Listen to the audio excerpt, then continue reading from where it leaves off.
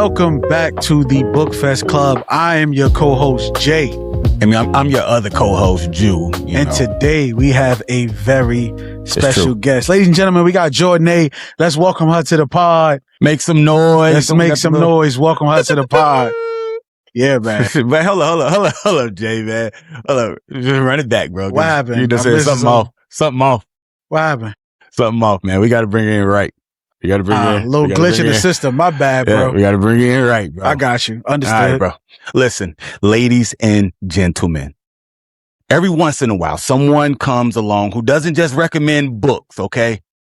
They change what people read. Today's guest has a gift.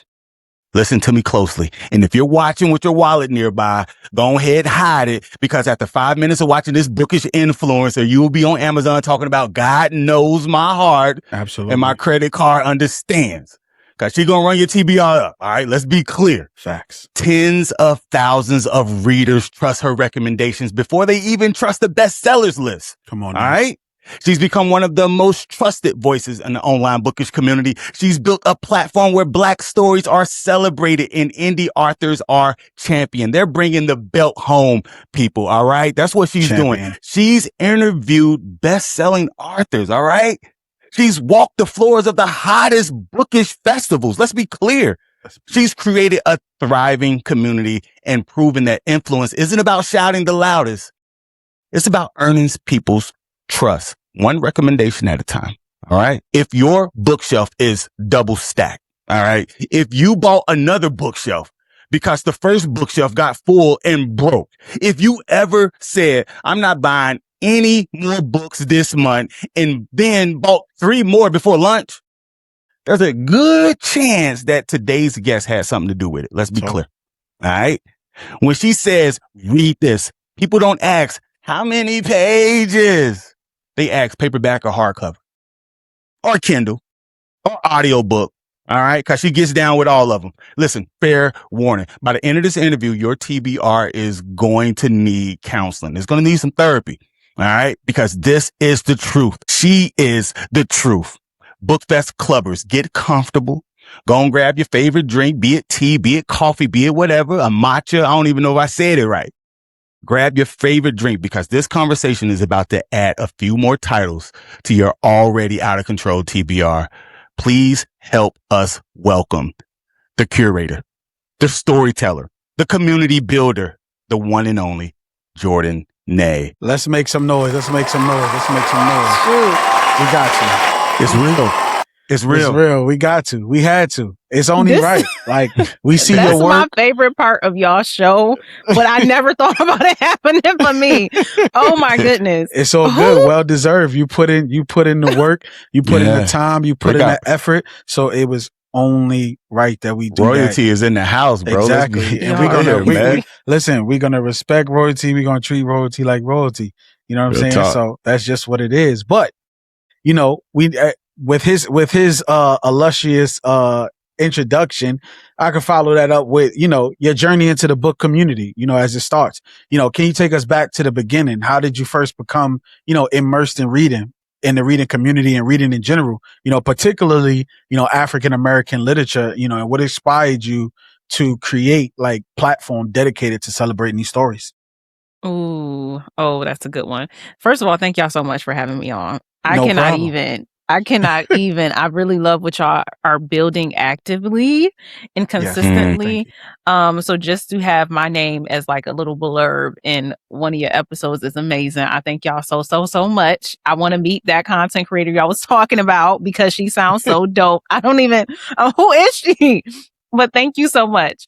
As far as my journey as a reader, I've always read. And to be very like transparent about it, it was not always easy for me. Like I want to say second grade reading was incredibly difficult, but once I got my hang of it, once I got an appreciation for it myself, I began to develop my own personal relationship with stories, whether it be via TV, movie, or a book. I just really enjoy hearing people's stories. What happened where I kind of joined the book community, which that sounds crazy to say, but I would say joined the online book community and just been very active in telling providing my recommendations for what to read, is I went to a book event where Danielle Allen was present, and I met her, and I went goo goo gaga over her book, Curvy Girl Summer. Y'all read some of Danielle Allen's work. And this was last year when Plus Size Player was about to be released. And so she was kind of promoting Plus Size Player, but it hadn't been released yet. I read Curvy Girl Summer, and I was just going on and on about this woman's book. And she never stopped me. She encouraged me. And I hadn't had that feeling where I was talking to someone, a reader or a writer or someone who was just interested in stories like I was. And she said this very one simple thing. She said, when you read it, let me know your thoughts. And I know she says that to everybody, but I took it so personally so I I'm like, okay, I got to build up a little page so that when I let her know my thoughts, I have some other thoughts there just to build up my style of talking to people, talking to a camera. And that's how it started, honestly. It's a dope style. I love the way that you articulate your thoughts. I love the way that you tap in, you know your avatar, you know who you're speaking to. And I've just in the research for this interview, I was like, man, she really, times when you say girl, it's like, you're talking to women. And then I love the way that you break down the MMCs, the FMCs. Man, I just love your thought process and how you process through books. You're not wordy, but at the same time, you speak in such a way and present the information in such a way that it's just so appealing, and it just brings your viewers in. Yeah, it's super dope. Not to mention your editing skills. Oh man, the best. That's the best editing that I've seen in the Bookish community. There's nobody better, and there's no shot at nobody. But it is what it is. It always got to be a number one, and you hold that. For me personally, you hold that title. I watch every video you do because I don't know if you're gonna come from the angle up there or if you're gonna sit down. The transitions, the glitch, all that stuff is so dope, man. So I watch every single video. I feel like Sounds of Blackness is playing in the background somewhere when I'm looking at one of your reels, for real. Cause it's just, man, it's dope. It makes me proud to be in the Bookish community, but also in the Black Bookish community as well. When I view your content, you do a great job at just the coloring and everything like that. It's the angles. It's just super dope. Thank y'all. And so speaking of your creative process, all right, your content it's engaging, right? And I'm just wondering, where do you draw? Because I'm starting to see you're starting to move into the YouTube space and really grow on that platform as well. Where do you draw your creative inspiration from? And what does your creative process look like from the idea to the finished product? I'm so glad you mentioned YouTube. Because let's say this. I think a lot of people are afraid to start things if they don't have it all figured out. But right now I am on Instagram where I think that's like my hub. That's where I'm most like consistent. That's where I'm most active. TikTok, not as active as I used to be. I still post, but I don't feel like I interact as much on their Substack, YouTube. And I want to be very honest and forefront. I am not the best me on all of those platforms. I'm not the best me, I think, yet at all. And I think my communication style, my editing style, whatever have you, design style, it all starts with me just trying and getting out and figuring it out, because I'm someone who learns by doing. A lot of people allow the fact that they don't have it figured out yet to stop them. The thing is, you're not going to figure it out before you do it the first time. You have to keep working at it. YouTube is a great example. I cannot, that's a hard nut to crack for me right now, because long form content and just talking to someone on and on is difficult, because if you notice with a lot of my videos, I'm trying to have a conversation with the viewer. So they're not saying anything back, but I'm trying to talk to them. Where I am giving monologues basically on YouTube is so difficult for me, and I haven't figured it out, but it's something that I want to keep working at, because ultimately I just want to talk to people. I just want to start a conversation. That's it. That's my style. That's what I want to do. I think that I have a hard time focusing sometimes for long content. So that's why I'm changing the angles. I'm just trying to do it like we're talking, like I'm popping in with different things. That's you kill it. It's engaging. It's funny. It's entertaining. Yeah, it's all of that, man. You're killing it. I watched your whole Jacquel interview, and you kept me on the bicycle in the gym. I was like 50 something minutes, and I just sitting there listening to y'all talk. So don't think that you don't have the ear to the people, because I went through my whole workout from beginning, and like I stayed on the bike and I had to go back and lift. And I was like, oh, I just spent 50 something minutes on the bike just listening to y'all talk, because you was asking questions that I hadn't heard before. You know, you was even going back to when you was talking about her old catalog, getting into those books and everything like that from her actual beginning, something that, you know what I'm saying, I've never heard thus far yet. So to even go back, because we all know the Delgado, Caselli, Inferno, but the backstory, the other books, you know what I mean? Yeah, so that was dope. To hear you bring all that stuff up and talk about it was super dope. And you went through almost a whole catalog. So trust me, it's working. Don't think that it's not working, because we see it. And mentioning that, it's like working with authors, you had the opportunity to connect and collaborate with so many authors throughout your journey. It's like, you know, what have been some of the most rewarding experiences of working with writers, and has there been any challenges that have helped you grow as a content creator? Ooh. Y'all are good. Hey, yo, Jules here for the Bookfest Club. Wanted to take a break from the episode to let you know about our new merch store, man. This is a hat, navy, flagship Bookfest Club, signature hat. All right, it's the dead hat. I love it here. I'm going to take my hat off and let y'all see my bald spot. I don't even care. Got the little logo back there, the TBC logo there. Bookfest Club, this is the stitched logo here, man. It's really dope. We got a lot of stuff over there for the fellas, and we got a ton of stuff over there for the ladies, man. It's for the bookish community. It's for you, all right? Listen up, the Bookfest Club. Check it out. Link in the video description below. Now back to the episode. Wait, it's so you just nosy. That's all it is. Yeah. A lot of times I'm on the other side and I'm asking the questions, but to have these questions, I really, really, really appreciate it.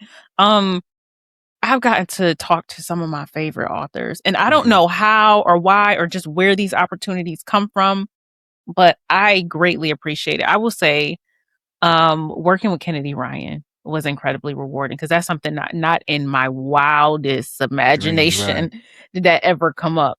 Myself and my good friend Jordan, we love her work, and as she was preparing for the release of Score, which is the second edition in the Hollywood Renaissance series, I did some separate work with her and the publisher Forever, and kind of did like an online book club where I did 2 videos where I broke down some of the concepts there and kind of asked questions to my audience, and just built up excitement. This was earlier in spring. And that was amazing. Then I got to interview her in front of 600 people online to just discuss the first installment in the Hollywood Renaissance series as we were preparing for Score. But then I did not expect. Then me and my friend Jordan got the opportunity to interview her live in person here in Miami on her Score tour. So once Score released, we were able to talk to her about it. And she's just really a prolific writer. Beyond romance, beyond Black, beyond any box that you can put her in, her storytelling skills are immaculate. And so being there with her, on stage, all of that, but the part that people don't see, the person that people don't see, which was talking to her behind the scenes and just talking about her hustle. When you think about it, Kennedy Ryan is like, everyone says she's our Beyonce. But when you consider the fact that she rolled out the release of Score so strong, the marketing, I mean, she's on every major podcast that seemed like it could fit. She was talking to influencers. She did one-on-one conversations with influencers. My friend Jordan did a one-on-one. She did so much for that. And I had to ask her, like, what's the hustle for? We're going to buy your books. And she said, every time I have to approach this as I am doing this for the first time, I got to remind people, I got to that being in proximity to people who think like that has been the best gift. The best gift. Right. So when you say like talking to Jacquel J, that was amazing, because that woman got way more in her catalog than them Delgados. Now I love a Delgado. Real talk. Yeah. I love it. But she has so much in there. And so I think just being present and being able to be a recipient of the wisdom that they provide, that's been most rewarding. That's real. Jordanae, man, bookishly speaking, you've been outside. Like, real talk, man. Like, hosting events, man, brand ambassador, covering events as an influencer, man, just out there celebrating Black stories, however they may come, whether it's in the book form or, like you said, whether there was an online book club or what have you. You've worn so many hats as a content creator, including, you know, just the events, man. I was so jealous you was at the ESS joint, man, because we're such big Jaquel fans over here. And like you said, she has so much more other works than just the Delgado series and the Caselli and the Inferno. And so how has that experience shaped your perspective on just storytelling, particularly as stories as written by Black authors and like, as they continue to receive more visibility because, you know, this Black BookTok is growing. Threads is growing as far as Black books and what have you. And it seems like I'm new to the bookish community, but it seems like Black authors are really on the rise when you talk about S.A. Cosby, but also these independent authors as well. How has that experience shaped your perspective on storytelling, particularly as stories by Black authors continue to receive more visibility and recognition? What excites you about where we are in this literary space and where it's heading? The immediate thought, Black women are where the money resides. Black women are where the wisdom resides. Say that again. You got to say that again. Black women are where the money resides. Okay. You have not seen a Black reading woman at a bookish event? You have not lived. Okay. We spends our dollars. Okay. Hey, Jay, you hear though, right? Because we had conversations about like how Black women are really dominating this space. And so to hear you say that, we support one another. Don't let the press fool you. We support, we love, we respect, we uplift one another, not only with our voice, but with our actions and with our dollars. Okay. Now, I will say this, man. It's usually when you see Black women together, a lot of times they don't get along, man. It can get catty. It can get catty. But I'm seeing this footage. I'm seeing the reels. I'm seeing the content online. And y'all are having a blast. Y'all are having a party for real. It's unity. It's harmony there. Unity. It's pretty dope. And so to hear you speak on it, man, I feel like the public needs to hear this. And that's not to say like that doesn't happen, but that's not the only story, you know, because come on now, the media is really good at showing one side of the story.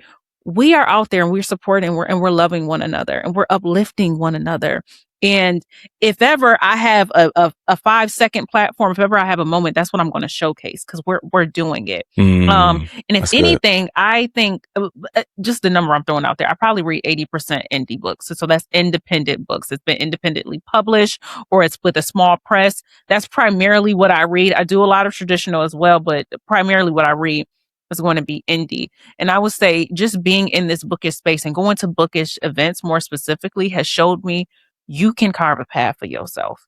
No, one place is not no forever. You can make your own table. We're not waiting for tables to be invited to tables. We're building our tables, right? So a lot of times, just going to bookish events, I'm happily in the presence of people who are entrepreneurs. You know, they're authorpreneurs. One of my favorite perfume brands is Demose. Love it down. Okay. That woman. I heard you talk about that all the time. Any chance I get, I'm talking about Demose because it's quality perfume. That is Black woman owned. It's independently owned. And it's amazing, right? It's definitely rooted with some bookish interest because she's a reader. So like you'll see a lot of her scents are book inspired. So she has one called Main Character Energy. Urban Romance is another favorite of mine. And she partners with Jaquel J to do scents based off of her characters. I think Jaquel J is a scent girly. So she always is talking about the scent of her characters in her books. So she took those notes and made actual perfumes, unisex and feminine perfumes by that. That's who we are around. That's the innovation, the creativity. Yeah. And what needs to be said is if you feed a woman, you feed a nation, right? You give to a woman is going to take that home to her friends because we're community based. She's going to take that home to her kids. She's going to take that home to the neighborhood. That's how we are. And so that's what you're feeling at these events. That's what I'm giving at these events. That's what I'm receiving at these events.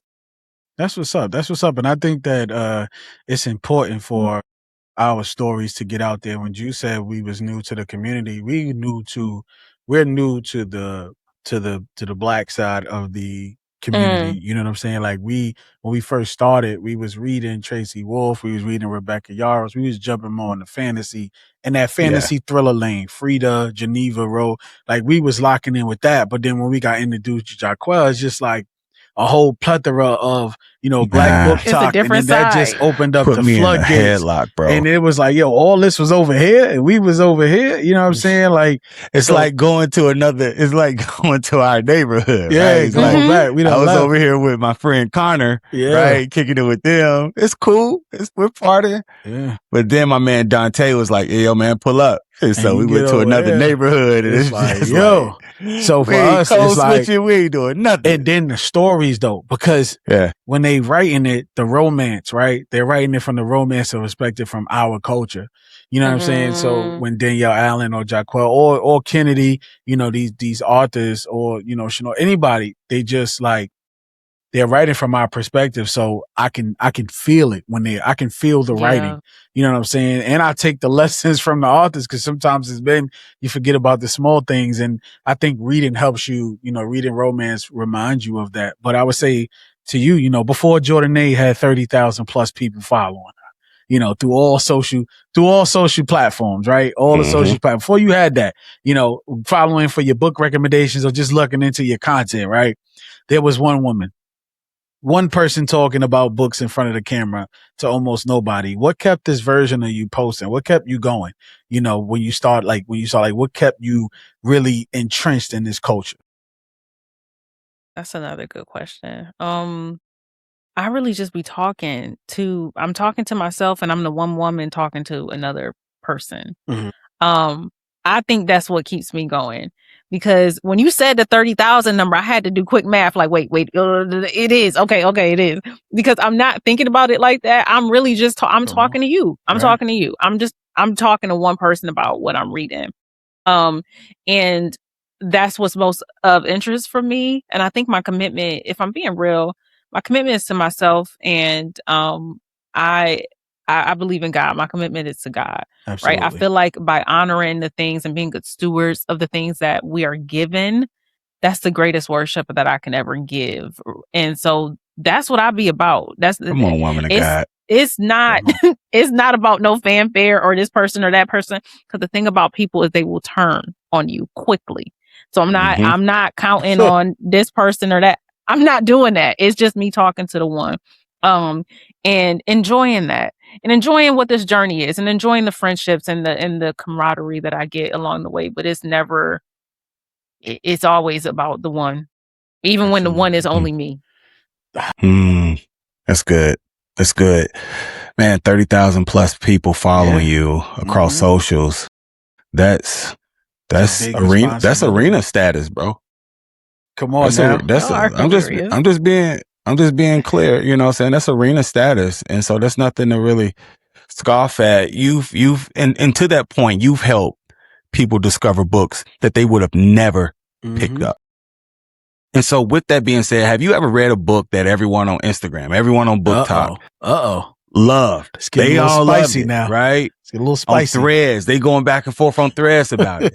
But you talk about the one you secretly thought, this book ain't that good. And no names. You don't have to name any names. We ain't throwing no names just if you don't want process. Right. But what makes hype and quality two completely different things? I guess that's the essence of this question.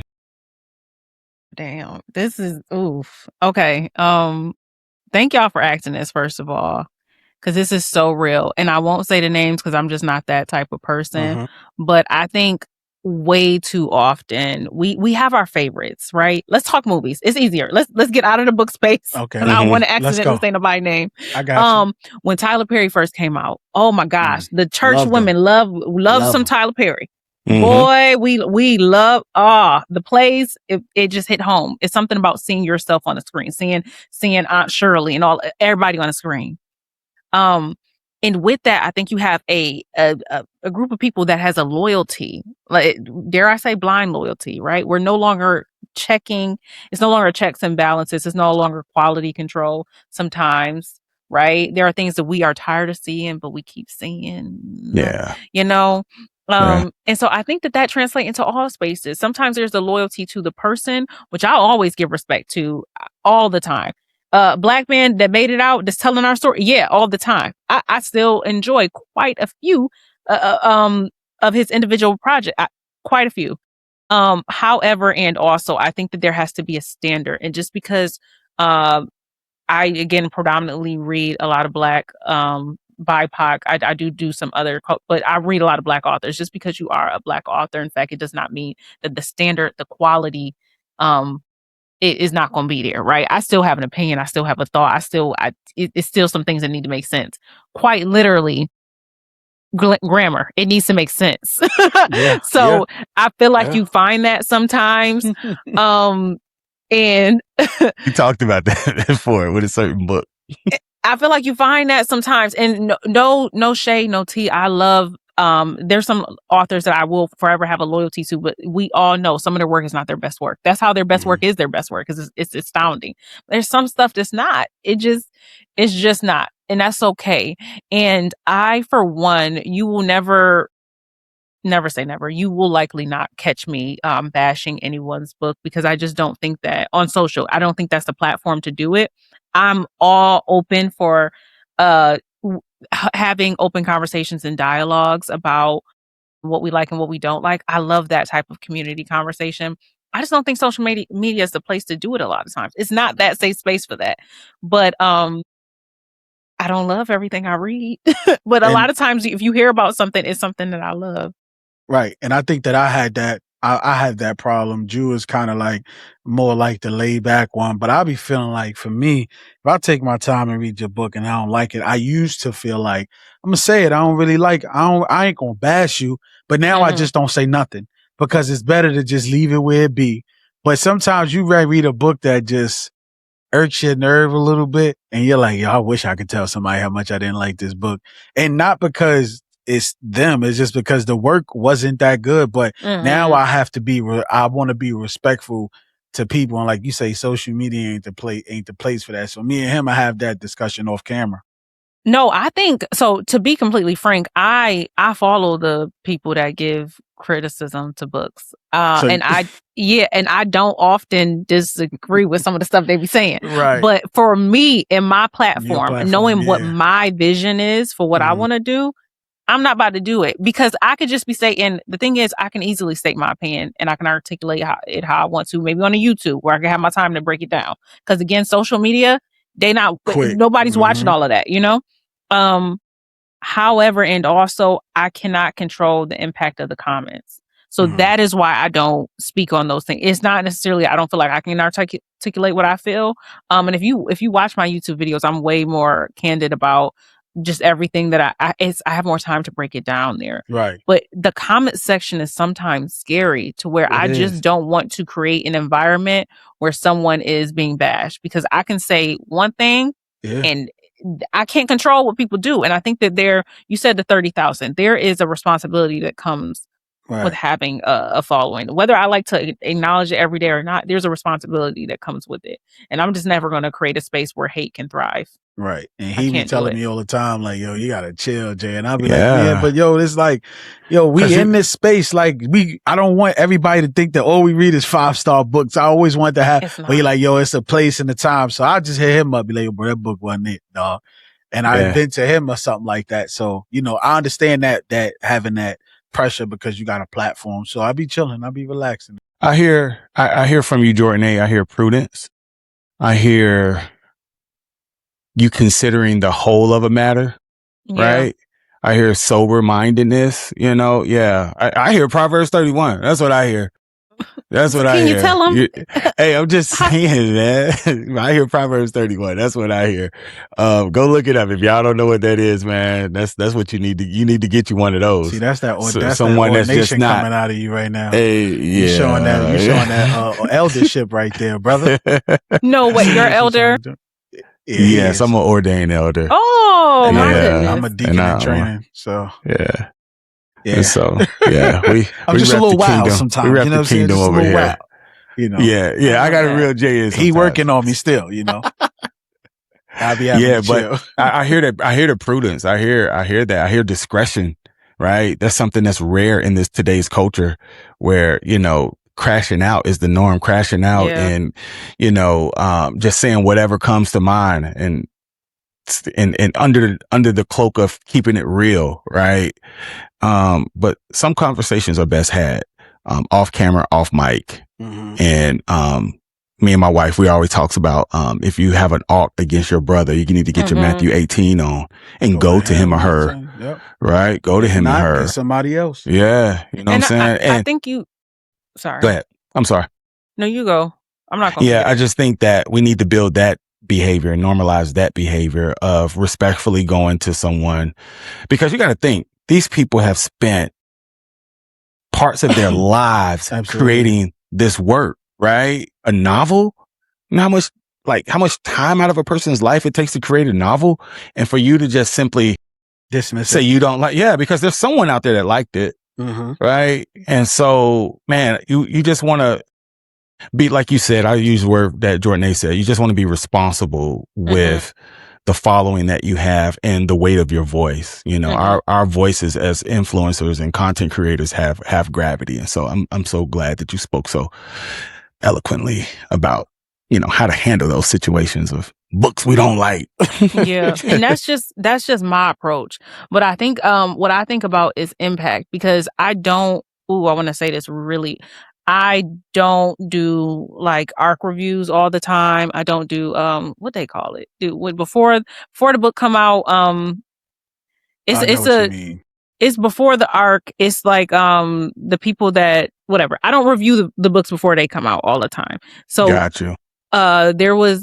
There are a few authors that I do that for, and a lot of times it's because I trust their work already, and I'm genuinely excited to read it.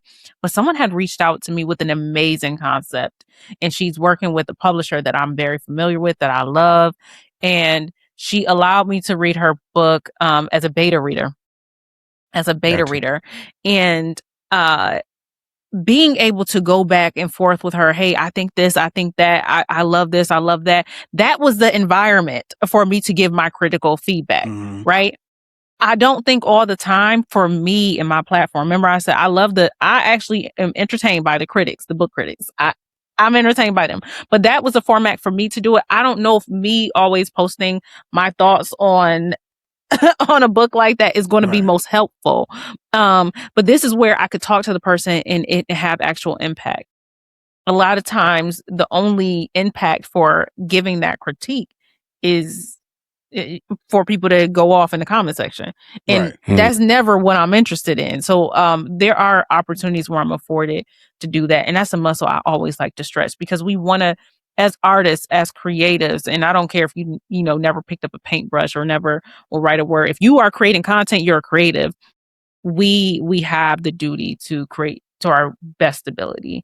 And so being able to partner with someone like that is amazing. But I think it's important to realize when you're not partnering with them, you just have an opinion, and everybody got one. Because just like you said, somebody likes their work. Absolutely.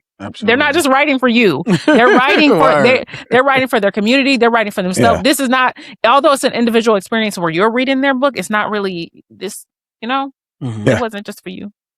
Absolutely. Their part. And especially they're creators, and it takes so much to create and so little to consume. Yeah, that's so true.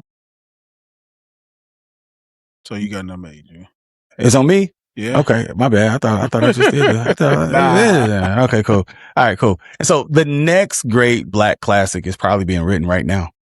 Somebody's probably laboring over their MacBook and plucking away at the keys.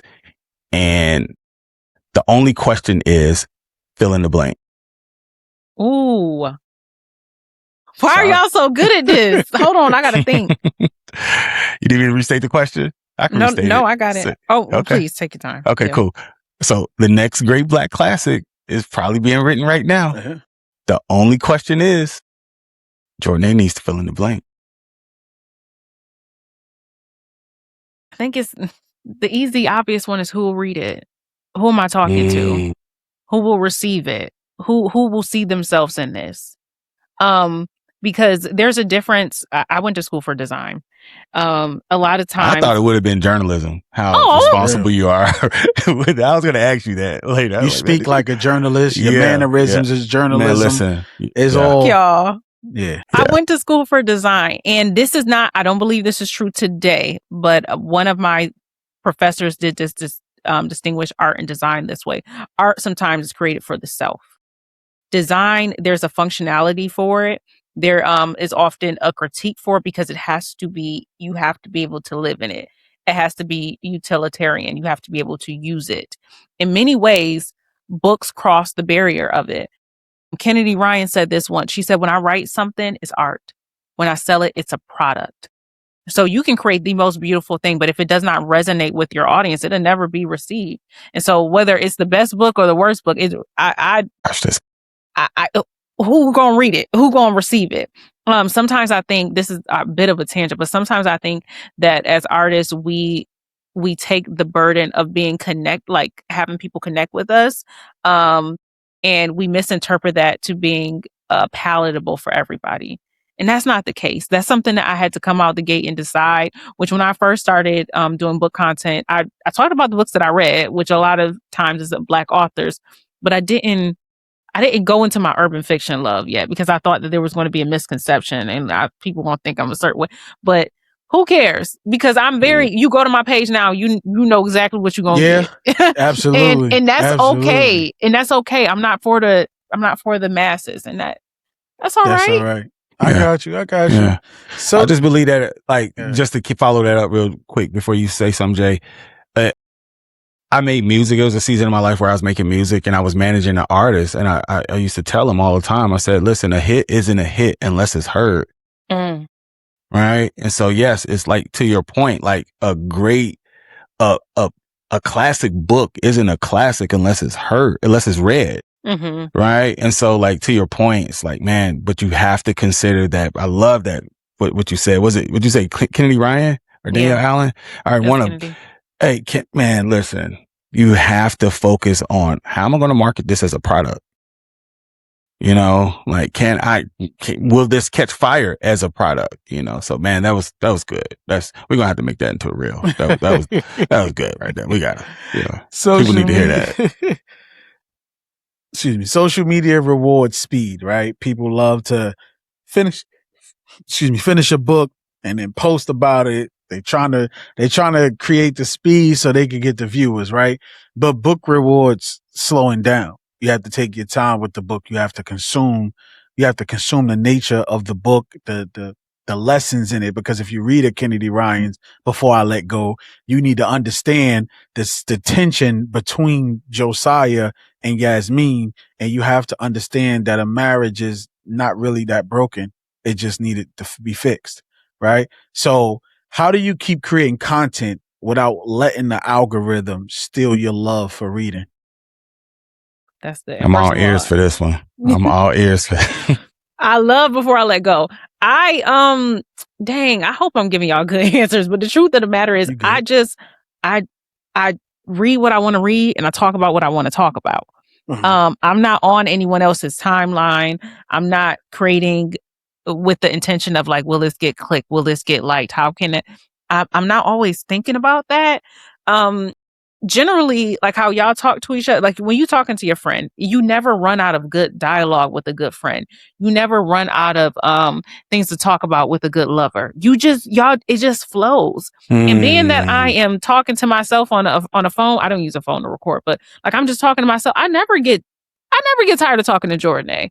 I never get tired of talking to her about whatever book I'm reading. Sometimes I'm going through a list of things. Sometimes I'm talking about one book. Sometimes I'm just talking about a bookish thought. I live and breathe it. It's just what I like. And it's just natural to me like that. When the idea comes, I write it down. I get to it when I get to it as far as recording it. But I don't know. I don't know if I'm even that driven by what's trendy. And a lot of times I avoid what's trendy because I'm not trying to do what I'm trying to add to what is being built as far as like the book community. I'm not trying to necessarily replicate because if we already got that, why we did another one? That's real. I don't want to gloss over what you said initially. You said something to the point of you'll let it go before you lose your love for, like, what was that? We'll have to go back and probably look at that. But you said something. You said, I'll let it go before, you'll let the algorithm go before you lose your love or something. Man, that was cool. I was like, I thought I heard that. Yeah. So let me follow this up with the question. Are you more of an Audible girly? You more the Kindle or paperback? Like, what is a Jordanae? We need to know. Yeah, I wanted to know because these ideas, I'm trying to figure out it's coming from the book, but how is it coming? What form is it coming from? So recently I've gotten really busy, y'all. I read a lot of audio recently. But before that, I was strictly paperback. I was not messing with the Kindle. Then I got too deep into Jacques Jay's universe. And all those books are not available for physical books. Mm-hmm. So I went from reading on the Kindle app on my phone to purchasing the Kindle. But the truth of the matter is I read it all. I read it all. But most recently it's been my Kindle app on my phone, which is crazy. I never thought I would be just like soup, soup, soup on my phone with the little words. Mm-hmm. But I love that. Something about it is just so like accessible to me. Yeah. And a good audiobook because I travel, like I drive an hour to work every day. I work from home. Yes. Wow. I work from home on Friday, so that's the only day. But like that's how I get in like a lot of audiobooks. Mm-hmm. Cause I was wondering, I was looking at one of your weekly recaps and like, she was like, yeah, I did 5 books this week. I was like, oh, how? I'm like, wait, 3 of those are probably audio for sure. That's what's up. That's what's up. I told you, Drew, Riders University, bro. Hey, turn your vehicle into a university. Yeah, turn your vehicle into a university. Yeah, these brothers I be talking to, because we try to get more men to pick up books and read however you consume the book, whether it's through audio, ebook, or however, physical copy. We just want them reading, and one of the easiest ways is just to turn your vehicle into a university. Just start listening to audiobooks. Before you know it, 30 minutes here, 30 minutes there, you'd be done with a book in about a week. Mm-hmm. That part. And so before we let you go, we got to ask you, man, we got to hop in the DeLorean, right? And go into the future 20 years from now. Come on now. When people hear your name, when they hear Jordanae, what do you hope they'll immediately think? She loves people well. She loves people with her whole heart. She loves people with a sincerity. She's authentic. And that's outside of the books. That's outside of design. She just loves well. This is like first lady vibes, bro. Hey, real talk. That was a book drop moment. I ain't nobody first lady. No, I'm just saying I still use bad words. Hey, okay? It don't matter, man. Listen. Hey, but that was a book drop moment. Like it's so easy to get caught up in social media and so get caught up in the hype and get caught up in the 30,000 plus. What she say? I just want to love people well. That's big, bro. That's a mic drop right there. Because in the books, we're seeing people. We're seeing people for who they are. Like I can talk Jacques with y'all because I know y'all know her universe. We're seeing the behind the scenes of some of the most scary, rugged people. Mm-hmm. And we're developing a heart for them. We're developing a story for them. That's all I'm doing. Like whether it's a book, a movie, a TV show, I'm just connecting with people, fictional or real, and I just want to love them well. And I just want to be a light. That's dope. That's dope. See, I know my statement a couple minutes ago is prudent. You know what I'm saying? Like the first lady vibes. But I have to ask you a tough question before you get out of it. I got to ask you a tough question. Your favorite author and your favorite book. One. Uh-oh. Why are you gonna do that to her, bro? Cause I need to know. I gotta ask the question, bro. I have to know. It's been bugging me. One, not even, there's one author, your favorite author, can she and your favorite that? book. Can she? Per genre? Like for genre, right? Nah. All time. Okay. All time. Wow. That you know that you can read at least 2 or 3 times. Ooh. Just one. Dang. No. I could tell you right now, The Housemaid's Secret is Mine's by Frida McFadden. The Housemaid's Secret. That's my favorite. That's my favorite book of all time. I'm gonna write that down. Okay, mine. Can I do favorite book, favorite series, favorite author? Series is different than books. Okay. Yeah, series is Crave for me. Right behind me, I got the whole collection. I love Crave. I Fire love Crave. book. That's my favorite series of all time. I like Crave. I don't love Crave. I feel like it's too wordy. It's just too wordy. Take out 300 pages and we're good. Did you try to read them all at once, or did you read them as they were coming out?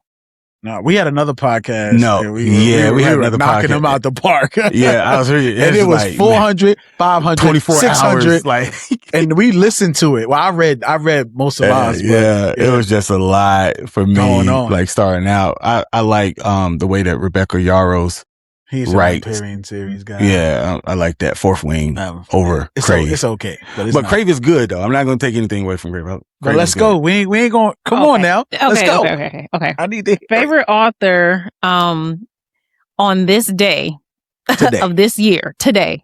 All right? Because it could change. 2026. Is Alexandria House.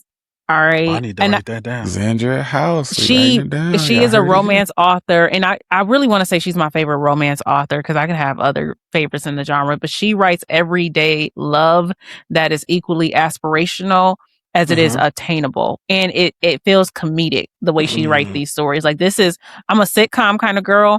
These are sitcoms. This is Martin. This is one-on-one. This is that type of love.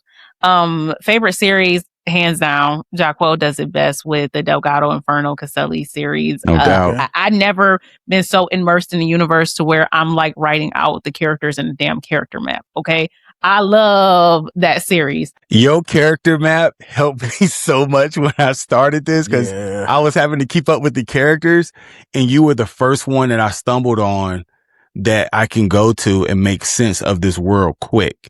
Oh, because they were already. Sense. Yeah, it does. I was like, okay, all right, man, that character map. Oh man, that's probably the best digital product in the bookish community right now. Hands down. Thank you. Cause I feel like it'd be confusing, but it's, I think it's confusing cause that's how she writes it to where everybody's connected and you just don't realize how. And then my favorite book, y'all read Demon's Dream? I heard about it. Don't let the name. Matter of fact, they told us that when we was live one day that we needed to read that book. I know that book in particular. I got the DMs from that book. People told us like that was it. Do not let the name deter you. I get like the name scared me for so long. It was like the cover looked like a club flyer. It just was like, I don't know about this one. That woman put 2 amazing stories in one book. When you talk about connecting with people, the MMC, it's 2 MMCs, but one of the MMC's name is Demon. His name is Damien, but they call him Demon. He's like a hood assassin. You could just think the worst and he does the worst. But his character arc is unbelievable. And it's so realistic as far as like a man just with a very, very tough upbringing, getting therapy, falling in love, and just finding someone for himself, finding his own self and finding safety. That, my book club is reading it, and we're going to talk about it in August. Y'all need to read it. You need to encourage other men to read it. I've been trying to, y'all know Edric? Edric read it. Love him. Yeah. I've been trying to get Edric to read it. Y'all got to read it. Oh yeah, we definitely gonna have to put that on. Yeah, we definitely got to lock in now. Yeah, because I'm just thinking about it, like, you know what I'm saying. Like, I think that what you do is super dope. I think even when you referring it to men, because that's another thing you're doing. Look at what you just did. You referred it to us. You're referring it to men. You're getting more men to read too, because he's going to spread the message and the message is going to be spread. So, you still spreading awareness among the men, because I do look at these events and I'm like, where's the men? and you was there, right? So what was the percentage of men to women? I'm bringing my wife. Please bring the girlies. Like, hey. What was the percentage to men to women at these events? Because I'm not there. I see it, but you can't see every angle. It's definitely, without a doubt, like 90, I would say 97 to 99% women. And that's the thing is, big gap. but the places that I'm going is primarily romance, right? Because that's what I primarily read. It may be different. Kinfolk. It used to be Black Book Bash. They had an event last year in October. But Kinfolk is all genres. It's all Black books. I think that is probably where the men will be. And the men will congregate too. Yeah, more details to come on that because that's going to be announced very soon as far as like dates and things like that. Where is it at? It's going to be announced. I got you. Understood. Yeah. Last year it was if I'm not mistaken, it was in Florida last year, and I wasn't there last year, but Kinfolk will be out next year, so that's going to be where the men is at. But you're right, they're not there. Any man that's there a lot of times is there, like you said, accompanying their wife or something like that. They're not there. It's a couple of male authors, but yeah, man. For those that's been living underneath the rock, where can people connect with you? Because you're everywhere. If you're in the bookish community, I don't know how they don't see you. I don't know how they don't know you already. Somebody out there is weird. How can they connect with you? I'm on IG and TikTok at 4 Jordanae, Jordanae. YouTube at 4 Jordanae, and on Substack as On a Deeper Level, all one word. Word. Thank you. And we'll include all the links in the video description below. Yeah. She is Jordanae. She is a curator. She's a storyteller. She's a community builder, and she loves people. And she loves people. We learned that. This is a good episode, man.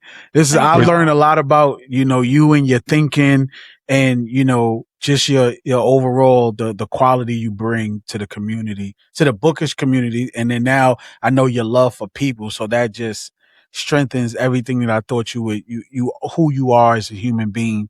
Shout out to you and keep prospering, man. For real. Yeah. So I can't imagine.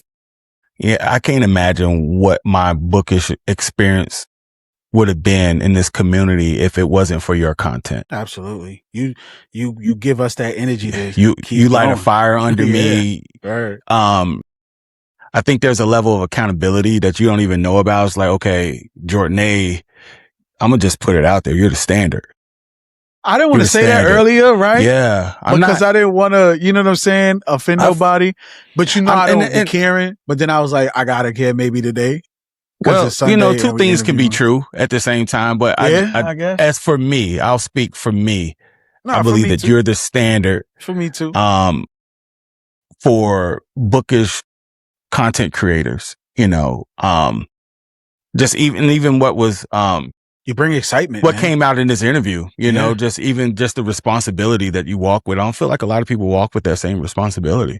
I think they can say whatever they want to do and say whatever they want to say. And it seems like you have a more disciplined lens. You have a more disciplined platform where, you're considering and you're using discretion. And I feel like that's super rare. It's nearly extinct. And you're doing it without being vulgar. Like you're not being aggressive. You're being you. You're being you're being the experience. Well, my homeboy, he saw it, and I need to shop.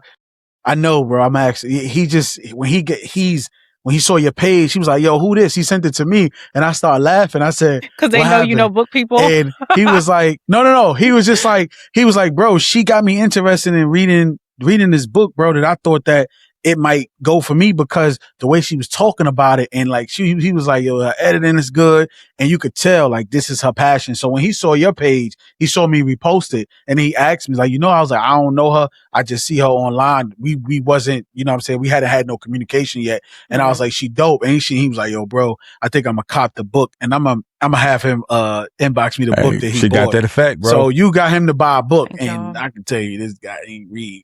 I love you, bro. I just know you ain't no reader like that. So he read the book and now he think he Ronnie Romance. You know what I'm saying? Now he think he Ronnie Romance. I'm like, bro, one book? He like, I'm on book 2 actually, bro. So respect me right now. Respect. And that came from you, man. So all it takes is one. Yeah. So. Yeah. He loved the story. So shout out to you, man. But this has been another episode of the Bookfest Club. Thank you, Jordanae. I'm your co-host, Jay. I'm your co-host, Jude. Until next time, y'all. Next time, y'all. Peace. Peace. Thank y'all.